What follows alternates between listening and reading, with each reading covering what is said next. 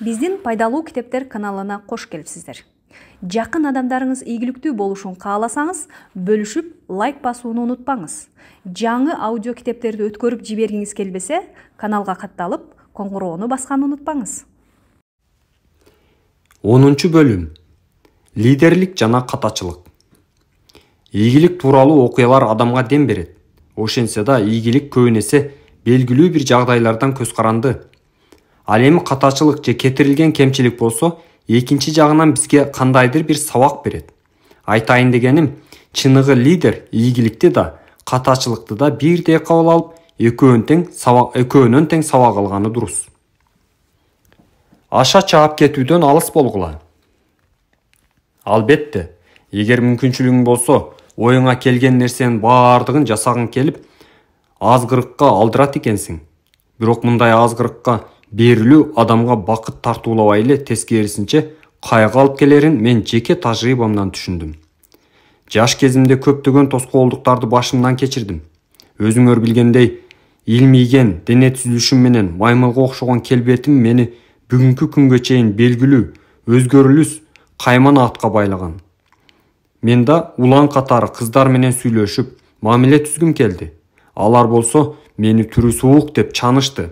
Анын үстүнө мен бир жупуну дыйкандын уулу болчумун. Эл катарынан таап, татыктуу турмуш курууга же эч бир өнөрүм жок эле.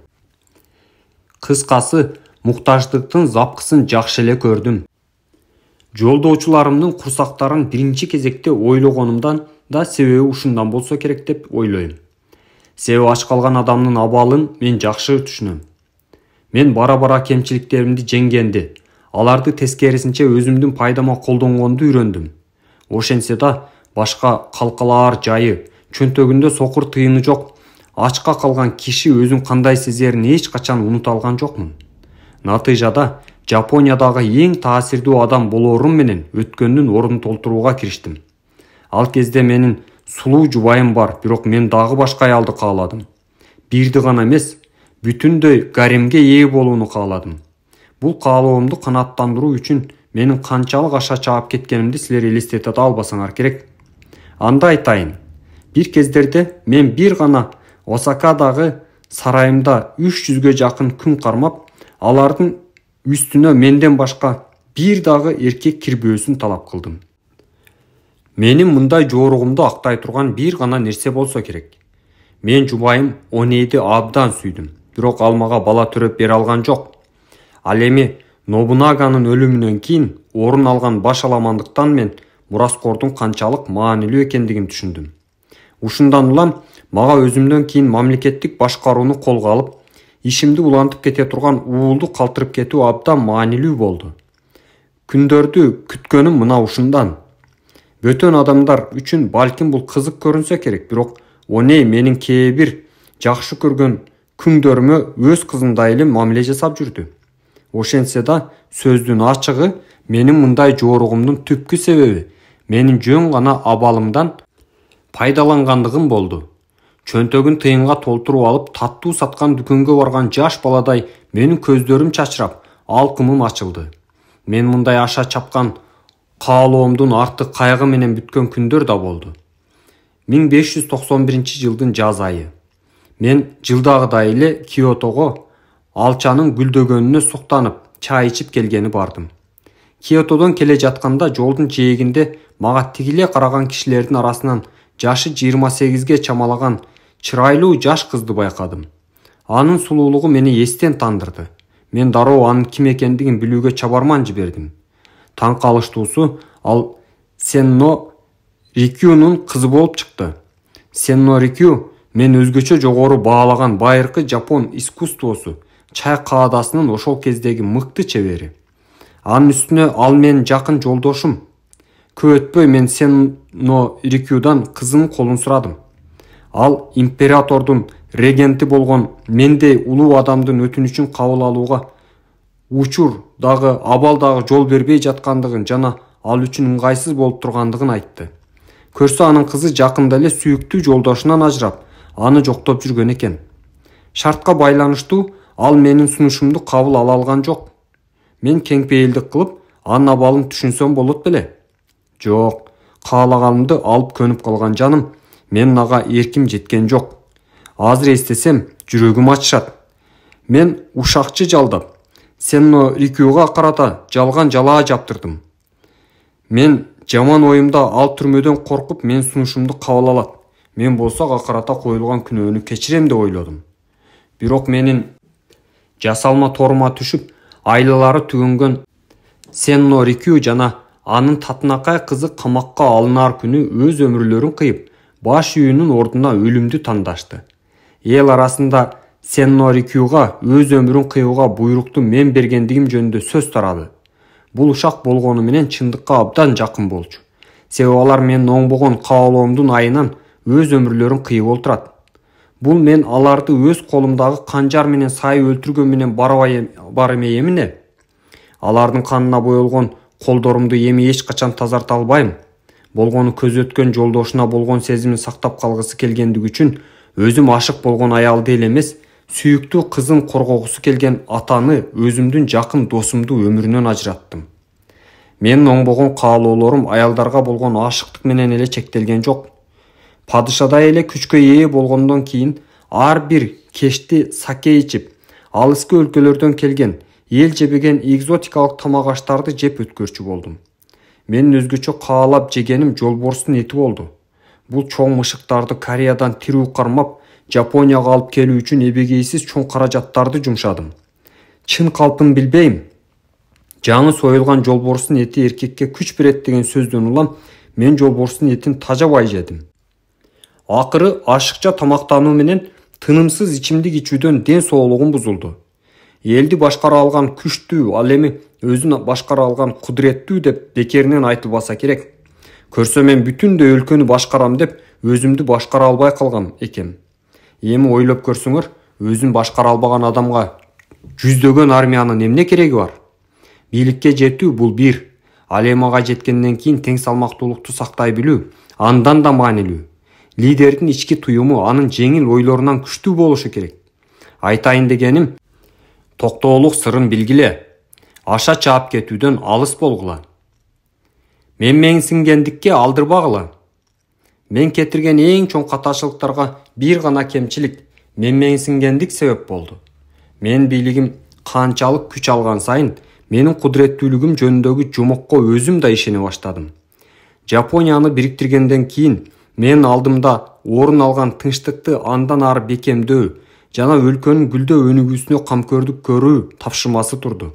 Тилекке каршы мен анын ордуна бөтөн жерлерден жеңиш издедим.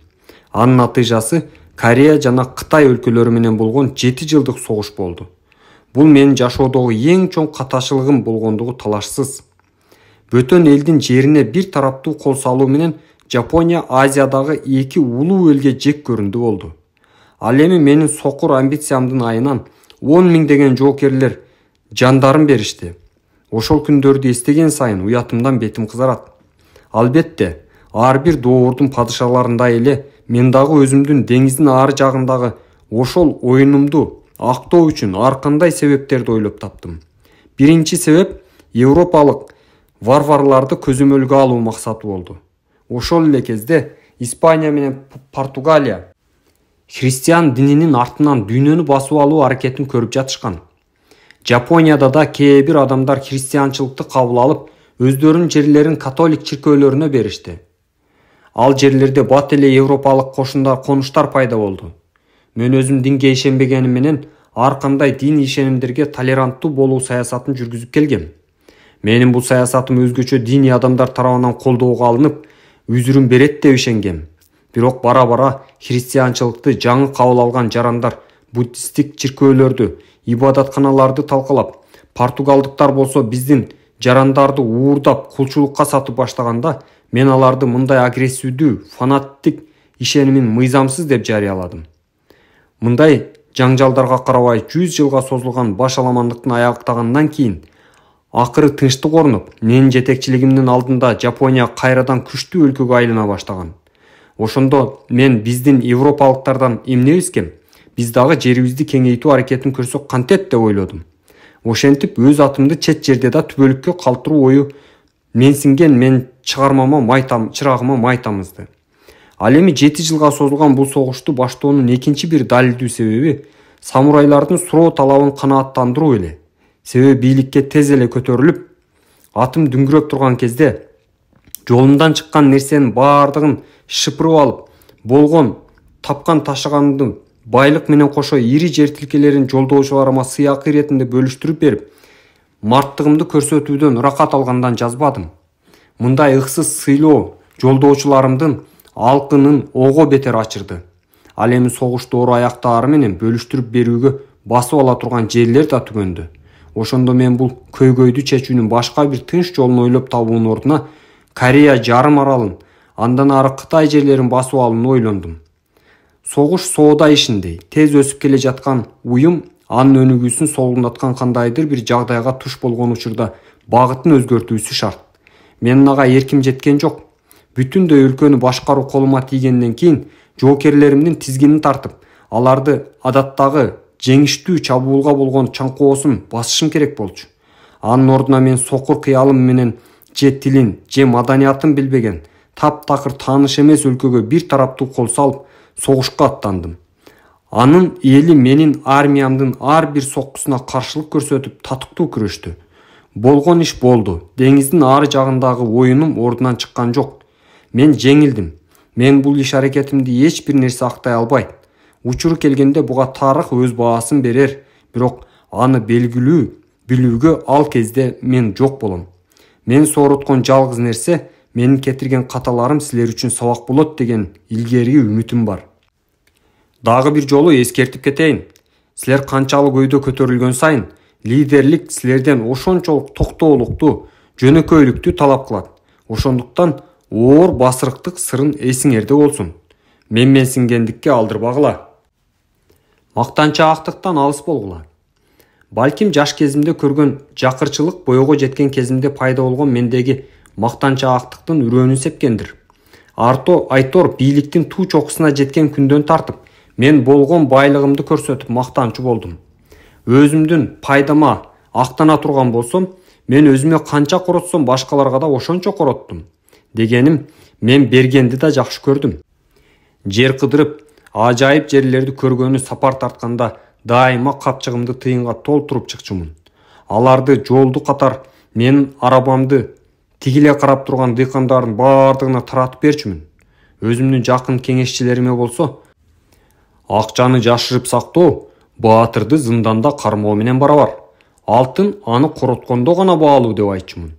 Анткени менин оюм менен көпчүлүк макул эмес эле.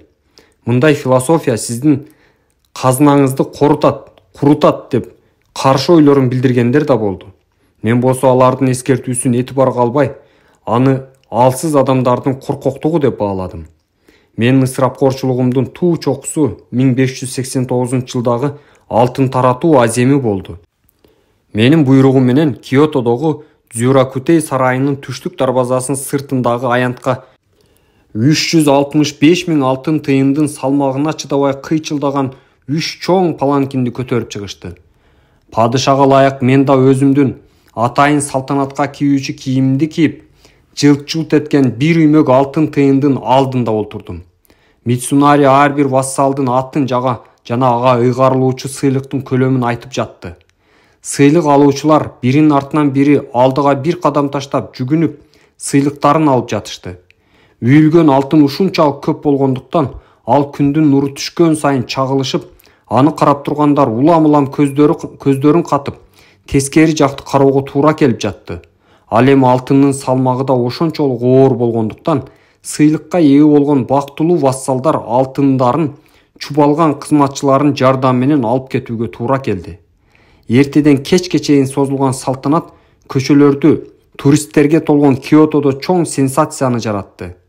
Кээ бирлери аны тарыхтагы эң укмуштуу окуя катары баалашса, башкалары сыйлык алуучулар ансыз деле жетиштүү жашаган байлар экендигин айтышып, мен өзүм жарыялаган байларга жагынба, кедейлерди жаман көрбө принцибине каршы иштеп жаткандыгымды сындашты. А мен өзүм, эгер азыр ошол чөнтөгүндө сокур тыйыны жок жаш улам болсом, жакшы көргөн кишилерине байлыгын көрүнөө тараткан лидердин мындай жоругун кандай түшүнмөкмүн? Албетте мен үчүн жалдоочуларыма аткарган ишине жараша татыктуу сыйакы төлөө дайыма маанилүү болгон. Кандай болгон күндө да ар бир нерсенин чеги болот эмеспи? Жапониянын талашсыз лидери болгондон кийин мен бир парызымды аткаруу менен экинчисин четке кактым. Адамды сыйырматка жеткирген жалгыз байлык эмес. Мен тажрыйбам силерге сабак болсун. Туура жолдон тайбагыла. Жөнөкөйлүк сырын билгиле. Мактанчаактыктан алыс болгула. Салмактуу башкарып чыр-чатактын келип чыгуусуна жол бербегиле. Жапония бириккенден кийин өлкөнүн ичинде бизге каршы бир да душман калган эмес. Ошентсе да кээ бир жолдоочуларымдын ортосунда өз ара араздашуулар башталды. Бул күтүлгөн иш эле. Себеби эгерде мен улук вассалдарым ортосунда курчуп жаткан чыр-чатакка көбүрөөк көңүл бөлгөндө, ал чатактын алдын алууга болмок. Ал эми жолдоочуларымдын ортосундагы чырдын себебин төмөндөгүдөй. Өлкөдө тынчтык орногондон кийин мамлекеттик, жарандык кызматкерлер самурайларга караганда маанилүү милдеттерди аткара баштаган. Себеби жер кадастрын түзүү өңдөнгөн социалдык реформаларды ишке ашууда мамлекет курч миздүү, кылыч көтөргөн жоокерлерге эмес, курч акылы бар башкаруучуларга муктаж болду. Бул болсо өз кезегинде аскерлер менен жарандык кызматкерлердин ортосунда чыңалууну жаратты. Албетте чыңалууга карата чечкиндүү чара көрүү менен мен аны токтотуп калсам болмок. А бирок анын ордуна деңиздин ар жагындагы атак даңкты эстеп, ошону эңсеп, ошол сокур кыялымды орундатуу аракетинен колум бошобой чыңалуунун курчушуна жол бердим. Анын үстүнө мен жолдоочуларымдын алдында аброюмду сактап калгым келди. Мага мен ар бир вассалым кымбат эле. Андыктан аларга карата кандайдыр бир жаза чараларын көрүүгө менин дитим барган жок. Мен алар үчүн дайыма жакшы лидер бойдон калышым керек эле. Бирок мен аларды тартипке чакыра албаганыма акыры чоң чатакты жаратты. Чыныгы лидер өзүнүн иш аракетинде салмактуу башкаруу сырын колдонот. Ал салмактуу башкарып, чыр-чатактын келип чыгуусуна жол бербейт. Сокур сезимдерге алдырбагыла. Нобунаганын күтүүсүз өлүмүнөн кийинки Ода уруусунун ичинде орун алган баш аламандыкка күбө болгон жаным бул дүйнөдөн көзүм өткөндөн кийин башкарууну колуна ала тургандай мураскор калтырып кетүүнү тиледим. Тилекке каршы жубайым Онейден баалалуу боло алган жокпуз.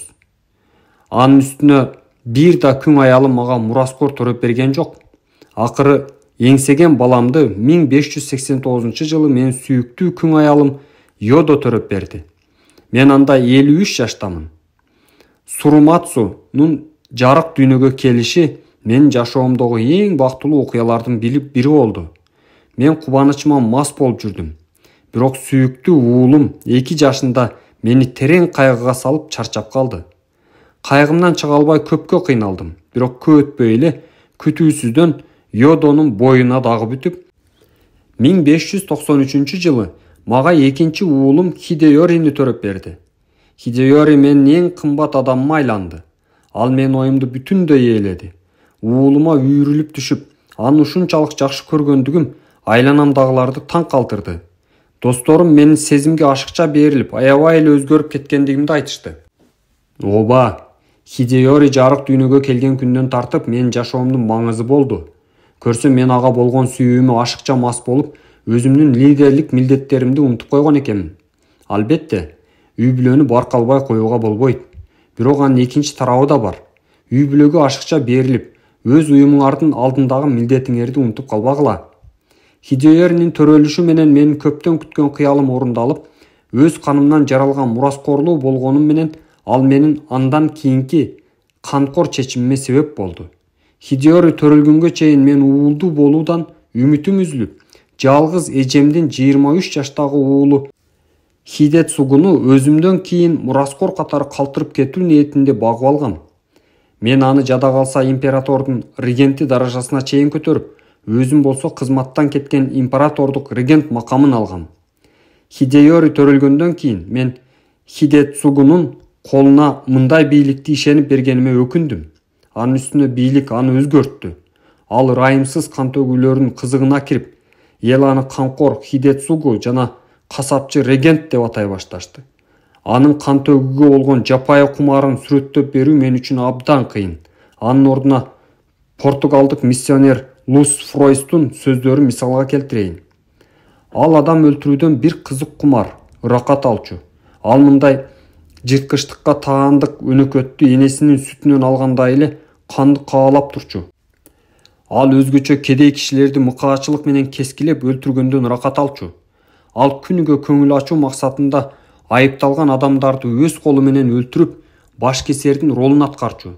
Анын өзүнүн сарайынан ooлагыраак жерде атайын 4 тарабы курчалган коргу бар эле. Анын так ортосунда үстөл өңдөнгөн бир нерсе турчу. Ал анын үстүнө айыпталган адамды жаткырып, бир нече бөлүктөргө бырчалап кескилечү. Кээде кишилерди турган турпатында 2 бөлүп кесчү. Ал баарынан өлгөн куштун канаттары менен буттарын кескилегенде эле кишинин манжаларын кескилегенден чоң ырахат алчу. Кээде ал айыпталган адамдарды жаа менен мылтык атуу үчүн бута катары колдонуучу. Кээде жаш кездеги Нерого окшоп аялдардын денелерин, алардын ички органдарын жана жан жер мүчөлөрүн көргөнү кескилеп чыкчу. Өзүмдүн канымдан жаралган уулум Хидеори төрөлгөндөн кийин көп өтпөй мен аны мураскорум катары жарыялоону чечтим. Ал үчүн менин бул максатыма жолтоо болчу баардык тоскоолдуктарды жолумдан тазалашым керек эле. Бирок менин бул тилегим жаман багытты алды. Бир түнү жатып, ичер суум түгөнөр күн жакындап калганын жүрөгүм сезип, акылымды жаман ойлор ээледи. Ал ойлор менин көзүм өткөндөн кийин канкор Хидетсугу Наристе уулум менен анын энесин өлтүрүүгө аракет жасарына мени ишендирди. Бул жаман ойго алдырган мен эми мага келечектеги башаламандыктын кара ниет үрөнү болуп сезилген Хидетсугуну түп тамыры менен жок кылууну чечтим. Мен Хидетсугуга өзүн өзү өлтүрүүсүн буйруп, аны менен кошо анын үй бүлөсүн өлүм жазасына тарттым. Мен үчүн зомбулук көйгөйдү чечүүдөгү айла түгөнгөндө көрүлгөн акыркы чара болчу. Мындай чараны колдонуудан баш тартып, мен өзүм нечен жолу өз өмүрүмдү тобокелге салдым. Ошентсе да, акыры минтип ачуу сезимге алдырып, өзүм зомбулукка барып отурам. Ооба, Хидетсугу чыныгы канкор адам болчу, бирок бул менин анын үй бүлөсүн өлтүрүүгө берген буйругумду актай албайт. Бүгүнкү күндө да өзүмдүн ошол иш аракетимди жакшы түшүнө албай келем. Мен болгону ага мени сокур кылган өзүмдүн Наристе уулум Хидеориге болгон ыксыз сүйүүм күнөөлүү деп билем. Үй бүлө ичиндеги мамилелер менен бирге эле уюм ичиндеги мамилелерди туура түзүү үчүн лидер тең салмактуулук сырын билүүсү шарт. Сокур сезимдерге алдырбагыла. Кылычсыз самурай. Мен көп катачылык кетирдим, бирок адам каталар жөнүндө көп ойлоно берсе, ал сөзсүз дагы бир катаны кетирет экен. Пессимизм жеңиле турган адамдын стратегиясы. Ал эми лидер боло турган адам өзүнө ишенген жана оптимист болуусу шарт. Мен өлкө башчылыгы кызматына жеткирген дал ушул сапаттар болду. Мен китеп окуганды жакшы көргөндөрдөн эмес элем. Андыктан менин билимимдин булагы китеп эмес тажрыйба болду. Бирок биздин күнгө жеткен байыркы жазма булактардан өзүмдүн жеке философияма дал келген бир нече чындыкты таптым. Мен аларды кылычсыз самурайдын осуяттары деп коем. Мыкты жоокер кол салбайт. Кыйын аскер жеңишке зомбулук көрсөтүүсүз жетет. Улуу басуу алуучу жеңишке күрөшсүз жетет. Согуш доору бүттү. Менин да күнүм аяктап, жаңы күн башталганы турат. Менин бул сөздөрүмдү окуп жаткан окурмандардын көпчүлүгү жоокердин эмес, башка жолдоосу шексиз. Андай болгону менен кылычсыз самурайдын принциптери кайсы гана доор болбосун, бардык тармакта кызмат кылган адамдар үчүн жарамдуу. Силер менен коштошоордон мурун мен акыркы сырымды ачайын. Акыркы сырдын сыры эч кандай сырдын жоктугу. Өзүңөрдү лидериңерге арнагыла, талыкпай эмгектенгиле. Ыраазы болгонду билгиле, чечкиндүү болгула. Балким кээ бирөөлөр менин бул кеңештеримди жалпыга белгилүү деп табаар. Албетте, алар чындыгында эле жалпыга маалым жөнөкөй кеңештер. Анткени менен аларды чыныгы турмушта ийгиликтүү колдонгондор аз. А мен ошол эң эле жөнөкөй делген башталыштардан улуу лидерлер жарала тургандыгын окурмандарга далилдей алдым деп ишенем. Биздин пайдалуу китептер каналына кош келипсиздер. Жакын адамдарыңыз ийгиликтүү болушун кааласаңыз, бөлүшүп, лайк басууну унутпаңыз. Жаңы аудио китептерди өткөрүп жибергиңиз келбесе, каналга катталып, коңгуроону басканды унутпаңыз. Кылычсыз самурайдын осуяттары. 1 бөлүм. Ыраазычылык, талыкпас эмгек, чечкиндүүлүк жана берилгендик. Ыраазычылык сыры, ыраазы болгонду билгиле. Талыкпас эмгек сыры, башкалардан көбүрөөк иштегиле. Чечкиндүүлүк сыры, кыйын учурларда чечкиндүү болгула. Берилип кызмат өтөө сыры, өзүңөрдүн лидериңерге арнагыла. 2 бөлүм. Лидерди кантип тандоо керек? Көрөгөчтүк сыры, алысты көрө билген лидерди тандагыла. Ишке болгон берилгендик сыры, учурдагы тапшырманы аткарууга болгон күч-аракетиңерди жумшагыла. Өзгөчөлөнүү сыры, өзүңөрдүн табият берген жөндөмүңөр менен өзгөчө болгула. Кызмат өтөө сыры, жетекчинин кызыкчылыгын көздөй билгиле. 3 бөлүм. Болбойт, жасай албайм дегенди болтуруу жасоо. Чечкиндүүлүк сыры, ар бир тапшырманы чечкиндүүлүк менен аткаргыла. Лоялдуулук сыры, чоң болбой лидер болгула. Катыш күтүүнүн сыры, жеке катышыңарды бекемдегиле. Стратегия сыры, кылдат даярданып чечкиндүү иш алып баргыла. Инверсия сыры, алсыз жагыңарды күчтүү жакка айланта билгиле. 4 бөлүм. Кыйын учурда жол башчылык кылуу. Милдеттенме сыры, жеңишке жетүү, тобокелге баруу. Жеңиш сыры, биринчи баштап, биринчи бүткүлө. Адилет сыры, иш аракетиңердин себебин далилдей билгиле. Кооптуу абалдан чыгуу сыры, терс абалды оң абалга айландыргыла. 5 бөлүм. Сүйлөшүүлөрдү жүргүзүү жана дипломатия. Алышуу беришүү сыры, алуудан мурун бергенди билгиле. Айкөлдүк сыры, биринчи болуп кечиргиле. Ишеним көрсөтүү сыры, бирөөнүн ишенимине ээ болуу үчүн алгач ага ишеним көрсөткүлө. Пикир жаратуу сыры, маалыматты силердин пайдаңарга коомдук пикирди жаратуу үчүн колдоно билгиле. Чынчылдык сыры, сөзүңөргө тургула. 6 бөлүм. Элге дем берүү. Жеңип алуу сыры, жеңишке жетүүгө шарт түзүп, алгандан кийин гана согушка аттангыла. Бүлөчүл болуунун сыры, жолдоочуларыңарга тууганыңардай мамиле жасагыла. Ишеним сыры, ишеним сатылып алынбайт, ага ээ болуу керек. Боорукердик сыры, кичинекей каталарды кечире билгиле. Туура ойлонуу сыры, текебердикке жол бербегиле. 7 бөлүм. Жолдоочулардын эмгегин баалоо. Жоопкерчилик сыры, максаттар менен милдеттерди так койгула. Жактыруу сыры, ыңгайын таап, мактаганды билгиле. Алышып беришүү сыры, татыктуу кызмат өтөгөндөргө татыктуу акы төлөгүлө. Бирөөнүн ийгилигин таанып билүү сыры, өзгөчө ийгиликтерге жетишкендиктерге жекече ыраазычылык билдиргиле. Командалык иштин сыры, күч бирдикте. 8 бөлүү. Кеңеш издөө. Ишеним артуу сыры, эң жакын адамыңарды кеңешчи кылып алгыла. Тең салмактуулук сыры, кеңешти силер менен макул болбогон адамдардан да алгыла.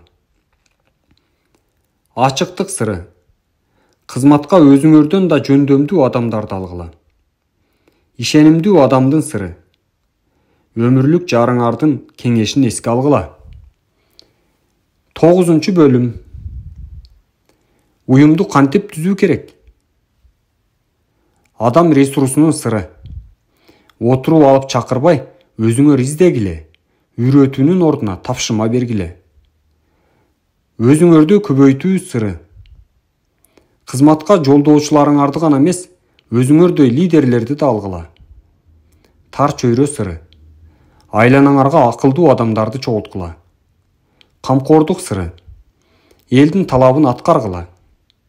10 бөлүм. лидерлик жана катачылык, токтоолук сыры, аша чаап кетүүдөн алыс болгула, оор басырыктык сыры, менменсингендикке алдырбагыла, жөнөкөйлүк сыры, мактанчаактыктан алыс болгула, салмактуу башкаруу сыры, салмактуу башкарып чыр чатактын келип чыгуусуна жол бербегире, тең салмактуулук сыры, сокур сезимдерге алдырбагыла. Тоётоми Хидеёшинин өмүрүндөгү белгилүү даталар. 1536 жылы Овари провинциясынын Накамура кыштагында төрөлөт. 1551 жылы бактысын издеп үйүн таштап кетет. 1554 жылы Ода уруусунун лидери Нобунаганын кызматына кирет. 1560 жылы Нобунагага Окехазамада Ямагауа Йошимотону жеңүүгө жардам берет. 1561 жылы Онейге үйлөнөт. 1566 жылы Суноматада чеп курат. 1567 жылы Нобунагага Инабаяма сарайын алууга жардам берет. 1568 жылы Нобунага менен чогуу Киотого кирет. Ашикага Йошиакиге сёгун макамы кайтарылып берилет. 1573 жылы Оми жана Этидзен провинцияларынын жерлерин алат. Этидзен сёгун макамынан ажыратылат. 1574 жылы Оми провинциясында жер үлүшүнө ээ болуп, ал жерге Накахама сарайын тургузат. 1575 жылы Нобунаганын биринчи жолу 3000 Арекебузерден турган армиясы Нагашино салгылашына катышат. 1580 жылы Мики сарайын алат. 1581 жылы Тоттори сарайын алат. 1582 жылы Такамацу сарайын курчоого алат. Мицухеде Нобунаганы өлтүрөт. Хидеёши Ямадзакиде Мицухидени жеңет. 1583 жылы Шидзугатакедеги салгылашта Одадан чыккан атаандашы Шибатаны жеңет. Асака сарайын курулушу башталат. Куниваке феодалдар ээлик кылган мүлктөрдү кайрадан бөлүштүрүү жана Шировари чеп менен торолгон сарайлардын санын кыскартуу саясатын жүргүзөт. Жер кадастрын түзүүнү баштайт. 1584 жылы Комаки жана Нагатукеде Иеясуну жеңет. 1585 жылы Негоро, Кумано жана Коясанда козголоңчу кечилдер отурукташкан конуштарды талкылайт. Шикокунун өзүнө багынтат. Кампаку императордук регент болуп дайындалат. Император ага Тоётоми фамилиясын ыйгарат. 1587 жылы Кюшуну алат. Дзюракутей сарайынын курулушу аяктайт. Императорду Дзюракутей сарайында коноктойт. Юзиттерди куугунтукка алуу боюнча жарлык чыгарат. 1588 жылы кылыч уулоо саясатын жүргүзөт. 1589 жылы күң аялы Йододон уулдуу болот. Анын атасы экени күмөндүү. Ходзего согуш жарыялайт. 1593 жылы Кантодо Ходзеге каршы жүрүш жасайт. Одавара сарайын курчоого алып, багындыруу менен Жапонияны бириктирүүнү аяктайт. Осака сарайынын курулушу бүтөт. Токугава Иеясуну Канто аймагынын бүгүнкү Токио башкаруучусу кылып дайындайт. 1591 жылы Сурумацу өлөт. Хиденага көз жумат. Кореяга кол салууну баштайт. Аскердик штабын Нагаяга, Хидзен көчүрөт. Фушими сарайын курууну баштайт. Эжесинин уулу Хидетсугуга Кампаку титулун өткөрүп берип, өзү Тайко макамын алат. 1592 жылы Кореяга кол салуунун Нагаядагы штабдан башкарат. 1593 жылы армиясын Кореяда калтыруу чечимин кабыл алат. Мин династиясынын элчилери менен жолугуп, Кореядан жоокерлерди чыгарып кетүү маселесин талкуулашат. Энеси оорудан көз жумат. Күң аялы Йододон экинчи уулу Хидеори төрөлөт. Анын атасы экени дагы күмөндүү. 1594 жылы Фушими сарайынын курулушу аяктайт. Дзюракутей сарайын Хидетсугуга калтырып, Фушимиге көчүп кетет. 1595 жылы Хидетсугуга өзүн өлтүрүүгө буйругун берип, анын үй бүлө мүчөлөрүн өлүм жазасына тартат. 1596 жылы Корея менен болгон сүйлөшүүлөр ишке ашпайт. Хидетсугунун ордуна Хидеорини регент деп жарыялайт. 1597 жылы Кореяга экинчи жолу кул салууга буйругун берет.